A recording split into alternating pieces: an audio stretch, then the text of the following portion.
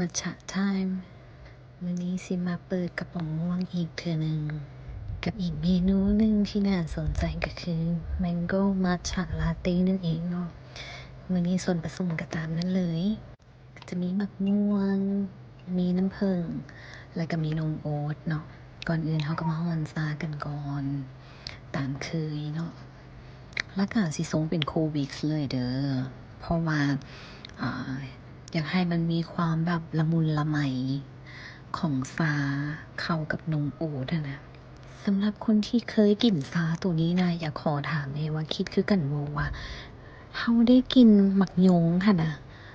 คันไทยก็เอิ้นมะยงชิดเนาะแบบความรู้สึกว่าเวลาแบบ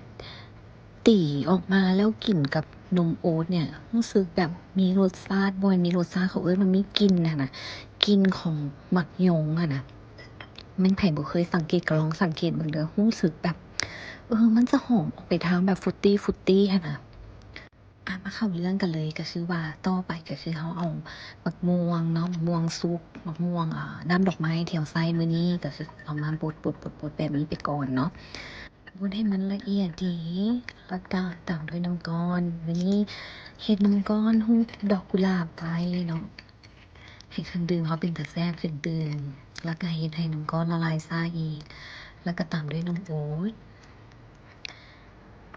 ตามด้วยน้ำผึ้งเล็กน้อย ถ้าไผบ่มักน้ำผึ้งบ่ใส่ก็ได้เด้อเพราะว่ามะม่วงมันก็มีรสหวานแล้วเนาะแล้วก็ตามด้วยมัทฉะที่เราตีไว้เมื่อกี้นี้เอง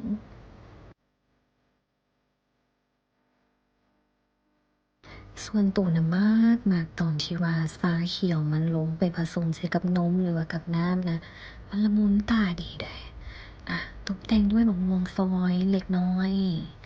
แล้วก็ใบไม้สีเขียวใบไม้หยังก็ได้เนาะเฮ็ดให้เครื่องดื่มน่ากินตื่น